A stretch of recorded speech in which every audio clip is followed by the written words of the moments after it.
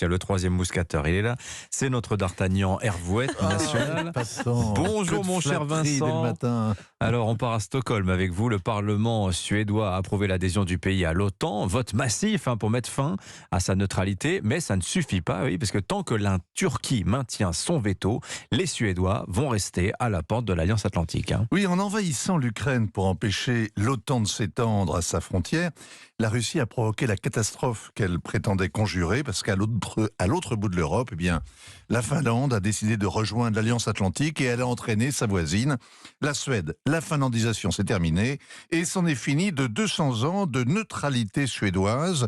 Les deux pays scandinaves ont le même raisonnement. Le monde est devenu si incertain qu'ils ont besoin d'alliés bien armés pour s'en protéger. Leurs candidatures ont constitué la première défaite stratégique du Kremlin.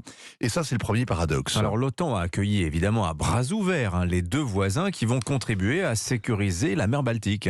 L'article 10 du traité fondateur de l'OTAN garde ouverte la porte de l'Alliance. L'organisation leur a donc promis une procédure d'intégration express, sauf qu'elle doit être validée par les pays membres à l'unanimité. 28 capitales ont dit oui, les députés hongrois donneront leur accord lundi, reste la Turquie. Elle a d'abord dit oui, puis Erdogan a dit non. Après Palap, c'était peut-être. Il a finalement accepté que les deux candidats obtiennent le statut de pays invité, avant une nouvelle fois de tourner kazakh et de dire oui à la Finlande et non à la Suède. Et voilà le deuxième paradoxe de l'affaire. Depuis un an, l'OTAN et les États-Unis font tout pour maintenir l'unité des Européens, un impératif absolu. À chaque hésitation de Paris ou de Berlin devant l'escalade en cours, le récalcitrant est accusé de faire le jeu de Moscou, qui cherche à diviser les Occidentaux, c'est sûrement vrai, mais avec le veto turc, un pays de l'OTAN s'oppose à tous les autres, l'opposant à l'unité de l'OTAN et dans l'OTAN. Oui, la Turquie alors a ses raisons, elle a une ligne rouge, elle veut l'extradition des opposants kurdes qui sont partis se réfugier en Suède. La Suède n'a pas de ligne rouge, mais elle a un état de droit, pas question de livrer des réfugiés kurdes, de céder au chantage. C'est vrai que les sociodémocrates au pouvoir l'an dernier ont toujours été accommodants avec les Kurdes, qui leur apportent un précieux renfort électoral, mais la droite est revenue au pouvoir à l'automne et elle suit la même politique, tout faire pour amadouer le grand turc, mais sans se renier. Elle en a fait beaucoup pour aider Erdogan en campagne.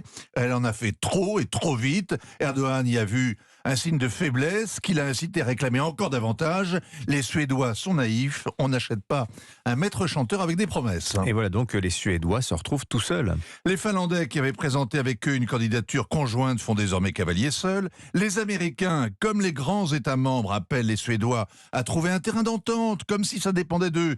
Le Ponce Pilate suprême et le secrétaire général Stoltenberg qui fait pression sur Stockholm au lieu d'organiser les négociations au sein de l'Alliance Atlantique, puisque c'est la sécurité européenne qui est en question. La Turquie peut bien aider la Russie à contourner l'embargo, occuper un tiers de Chypre, menacer la Grèce, manipuler les suppôts d'Al-Qaïda un peu partout. Il importe de la ménager. Et on verra bien ce qui se passe si Erdogan n'est pas réélu au printemps prochain. Vu d'Amérique, on a parfois l'impression que la Suède et même l'Europe sont candidates à l'intégration en Turquie. Signature Europe 1, Vincent Hervouette. Merci beaucoup Vincent, 7h46.